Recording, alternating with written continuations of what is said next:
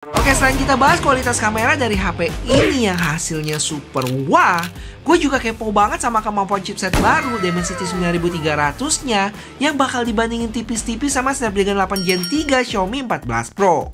Kira-kira mana yang lebih baik ya dari sisi suhu, stabilisasi, dan konsumsi daya? MediaTek atau Qualcomm?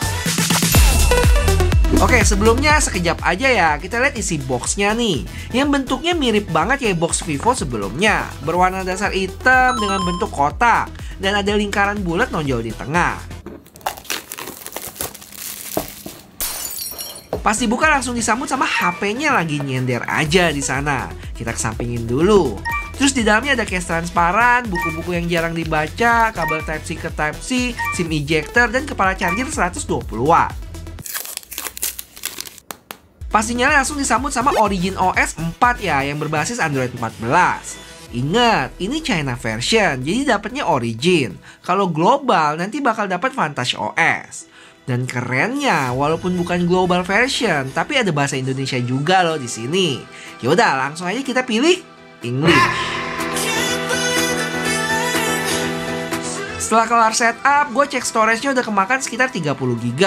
Terus langsung diminta update software juga ya. Dan jangan lupa kita install Google Play Store dulu. Yang gampang banget caranya. Tinggal buka V App Store ini. Terus ketik Google Play Store dan update deh.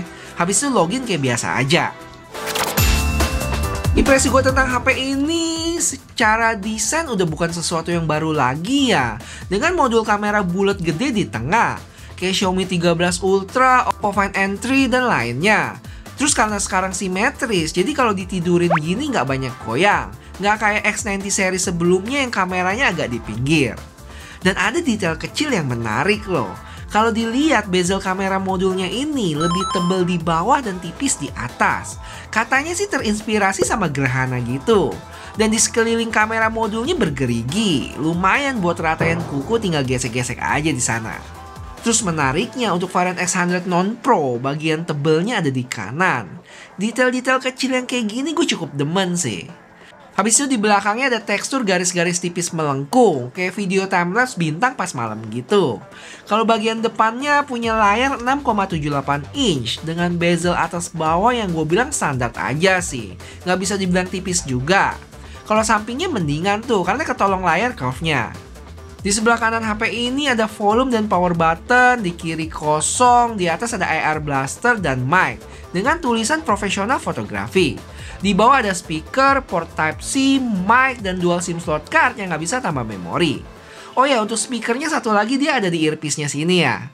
Feel genggam walaupun punya tebel 8,91 mili, pas dipegang agak tipis sih rasanya. Karena kebantu sama lengkungan sisi depan sama belakang.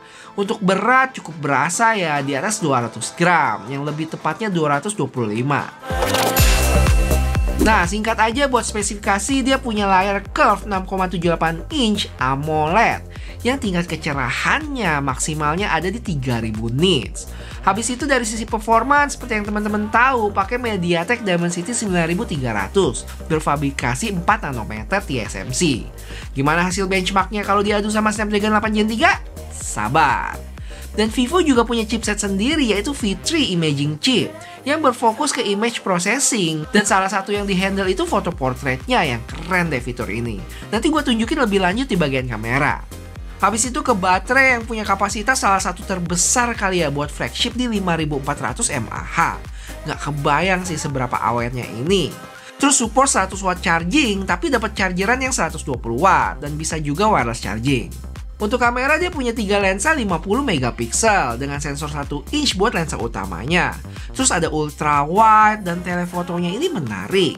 Karena dia floating telefoto yang bisa shoot makro juga dan bersertifikasi Zeiss Apo. Jadi buat mencegah color fringing gitu. Maksudnya, kan pernah nggak sih pas foto terus lihat di bagian ujung objeknya itu ada garis samar-samar berwarna, misalnya ungu. Nah itu yang namanya color fringing. Dan ini bisa diminimalisir atau malah nggak ada lagi. Dan terakhir buat selfie-nya 32 megapiksel. Buat spek lainnya kalian bisa langsung lihat aja di layar ya. Terus gimana speknya kalau dibandingin sama yang non-pro? Nih, yang penting-penting aja ya. Secara layar sama sih, 6,78 inch LTPO AMOLED dengan peak brightness 3000 nits juga. Terus chipsetnya juga sama ya, MediaTek Dimensity 9300, udah IP68, Wi-Fi 7 dan Bluetooth 5.4. Yang paling utama bedanya di sini tuh ya kameranya. Jelas nggak sewah yang versi Pro ya. Lensa utamanya itu 50 megapiksel, tapi bukan yang 1 inch. Terus telefotonya 64 megapiksel dan ultrawide 50 megapiksel. Sama-sama ada OIS di lensa utama dan telenya. Habis itu yang beda paling di baterai sih, 5400 mAh di Pro dan 5000 mAh di regular. Support charger 100 watt berbanding 120 dan di varian non-Pro-nya itu nggak bisa wireless charging. Kalau ada yang kurang boleh tambahin di komen ya. Oke, ini seru. Jadi tes pertama Antutu. Buat skornya langsung kita sebelah-sebelahin aja sama Xiaomi 14 Pro dengan Snapdragon 8 Gen 3-nya. Baterai sama-sama di 100% dan performance mode-nya gue bikin on untuk kedua HP ini. Hasilnya? Xiaomi kelar duluan dengan suhu 44,5 derajat ya. Habis itu nggak lama diikuti Vivo yang 1 derajat lebih tinggi di 45,7. Untuk baterai, Vivo masih strong di 100% nih. Sedangkan Xiaomi udah berkurang 2%. Dan terakhir untuk skor 2,1 juta di Dimensity 9300 dan 2 juta di Snapdragon 8 Gen 3. Kalau kita lihat detailnya, skor CPU dan GPU lebih tinggi di Vivo ya, dengan memori lebih rendah dan UX-nya sedikit lebih tinggi. Wah, tampaknya Snapdragon punya pesaing yang cukup berat nih. Habis itu gue diemin dulu bentar sampai suhunya normal di sekitar 31-an derajat. Dan lanjut tes Geekbench 6. Hasilnya untuk suhu terpaut tipis di 36,5 di Vivo dan 36,3 di Xiaomi. Sedangkan skornya buat single core cukup tipis, terpaut 36 poin lebih tinggi di Vivo. Tapi untuk multi core cukup jauh ya, terpaut 800-an poin. Dan ini udah diduga sih, karena arsitektur Dimensity 9300 ini fokus di performance core, nggak punya efisiensi core dia. Jadi cuma ada 4 big core dan 4 medium core. Beda dengan Snapdragon 8 Gen 3 yang punya konfigurasi 1+5 dan 2 efisiensi core. Makanya secara multitasking Dimensity 9300 lebih baik. Nah lanjut kita dinginin lagi dan terakhir 3D Mark Watt Lab Stress Test. Secara suhu cukup mengejutkan ya, karena terpaut cukup jauh nih. Xiaomi di 51,8 derajat sedangkan Vivo 4 derajat lebih adem. Kalau kita lihat secara hasil, Xiaomi lebih baik ya. Untuk base score-nya nggak terlalu jauh, beda 150 poin. Tapi stabilisasi jauh juga loh, 20% lebih baik di Snapdragon 8 Gen 3. Bisa dibilang untuk tes 3D Mark ini Xiaomi lebih sangar, sedangkan Vivo suhunya lebih dijaga, sehingga skor dan stabilisasinya lebih rendah. Nggak ada yang lebih baik atau lebih buruk sih, menurut gua balik lagi ke masing-masing racikan tiap HP. Guys, setelah ini mau kita hajar konten tawuran chipset nggak? Kalau mau, kasih tahu gue dengan like video ini ya. Oh ya, sama satu lagi buat teman-teman yang sempat nonton tawuran chipset sebelumnya, yang mana Xiaomi 14 Pro sempat kena limitasi warning overheat. Tampaknya hal yang menyebabkan itu gara-gara performance mode-nya deh. Di tes ini terlihat kalau performance mode-nya kita aktifin, warning overheat-nya nggak ada tuh.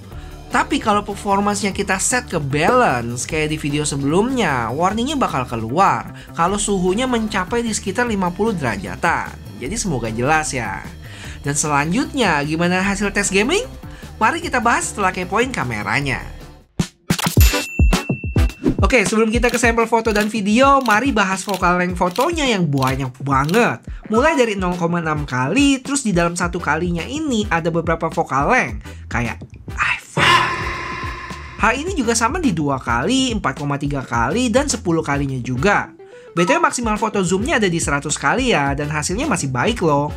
Gile, nggak kebayang bisa sejauh ini.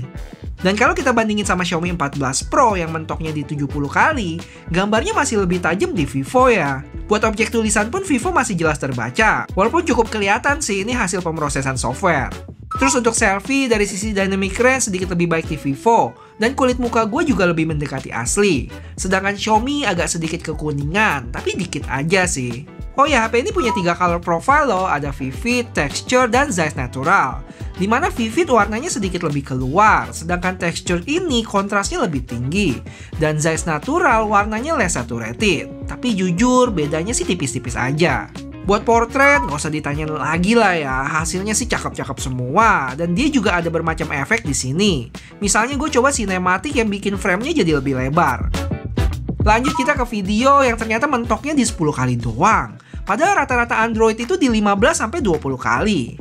Tapi kualitas video zoom 10 kalinya sih masih tetap terjaga ya, nggak yang dipaksain sampai 20 kali yang jadi burik gitu. Untuk video selfie yang mana di Vivo ini nggak bisa 4K, mentok di 1080p 60 aja. Tapi walaupun gitu, kalau dibandingin sama 4K-nya Xiaomi, masih lebih bagus Vivo ya dari sisi dynamic range dan kulit muka gua juga. Di Xiaomi cenderung putih muka gua dan bisa dilihat gedung belakang sana lebih jelas di Vivo. Oh ya, ada satu fitur canggih yaitu Cinematic Portrait. Yang simpelnya dia video tapi ada efek bokeh di background. Dan fokusnya bisa diatur loh setelah kelar rekam. Dan tahu apa yang lebih keren? Fokusnya nggak cuma background sama objek di depan, tapi objek di tengah kayak tanaman ini bisa difokusin. Yang bikin muka dan background di belakang masih ngeblur tipis. Mantap! Dan salah satu kelebihan dari kamera Vivo ini, dia ternyata bisa pindah lensa ya dari depan ke belakang dan sebaliknya. Nih, gue coba pindah ya ke belakang sekarang dan kita lihat apakah ada jeda atau enggak. 1, 2, 3, 4, 5. Sayangnya ada jeda ya, sama persis kayak Samsung. Tapi walaupun gitu, udah enak banget sih ada fitur ini. Habis itu nggak lupa kita tes floating telefotonya yang bisa shoot makro dan hasilnya sih ciamik banget. Sampai bisa shoot lalat gini dong. Dan nggak cuma foto, tapi bisa video juga. Oke guys, kalau kalian suka sama video-video kayak gini jangan lupa subscribe ya. Bentar lagi gua mau ke 500.000 subscriber. Hujan! Terakhir kita bahas low light-nya, yang mana buat ultrawide cahayanya bisa lebih diredam di Vivo ya. Jadi lebih bersih aja. Terus lensa wide di Vivo bisa hasilin gambar yang lebih terang juga. Thanks buat sensor 1 inch-nya yang bisa tangkap cahaya lebih banyak. Buat video untuk kondisi gelap gini, Vivo bisa hasilin gambar yang lebih terang ya. Tapi kalau ketemu cahaya yang terang jadi kurang bersih gitu gambarnya. Malah gue lebih demen di Xiaomi. Terus saat pindah ke ultrawide, Xiaomi jadi gelap banget. Di Vivo lebih pas aja. Habis itu ke kamera depan, Vivo lebih terang dan lebih bersih juga. Di Xiaomi noise-nya cukup berasa ya, bintik-bintik tipis gitu. Terakhir gimana untuk flare? Tetap ada sih, tapi nggak setebel kalau gue bandingin sama iPhone. Titik-titik lampunya ketara banget, sedangkan Vivo nggak terlalu jelas. Oke, buat gaming kayak biasa kita nyalain dulu performance mode-nya on, mainin Genshin Impact highest 60 fps. Yang hasilnya selama 20 menitan main, dapat FPS rata-rata hampir sempurna di 59,6. Dengan suhu yang termasuk aman ya di 41,7 derajat. Baterainya sendiri pun cuma berkurang 8%. Tampaknya udah nggak ada tantangan sih Genshin Impact ini. Bisa dilibas dengan gampang. Nggak cuma Dimensity 9300 ya, tapi Snapdragon 8 Gen 3 di tes gue sebelumnya. Buat Xiaomi 14 Pro pun hasilnya mirip-mirip. Dapat FPS di 59,6 dengan suhu 41,4 derajat. Dan baterai berkurang 9% yang main selama 20 menit juga. Waduh, sadis ya chipset flagship zaman now. HP ini punya 4 warna ya, ada orange yang backnya itu vegan leather dan 3 warna lainnya dari glass, ada biru, putih, sama black. Untuk harganya sendiri mulai dari 10,8 juta yang 12 plus 256 dan varian paling tinggi dia itu 16 plus 1 tera yang pakai RAM LPDDR5T. Dan inget ya, ini harga resmi di Cina sana, bakal lebih mahal kalau kalian mau impor ke Indonesia. Dan sebenarnya selain X100 versi regular dan Pro, gue masih nungguin versi Pro Plus. Dan penasaran apa aja bedanya sama varian Pro yang kita review ini. Karena ini aja udah wow banget. Dan ini pertanyaan gue buat temen-temen nih. Kira-kira kalau lihat hasil tes barusan, chipset di varian Pro Plus nanti tetap Dimensity 9300 apa Snapdragon 8 Gen 3 ya? Ayo coba keluarkan teori temen-temen nih. Oke, makasih buat yang udah nonton. Sampai ketemu di video selanjutnya. Bye-bye.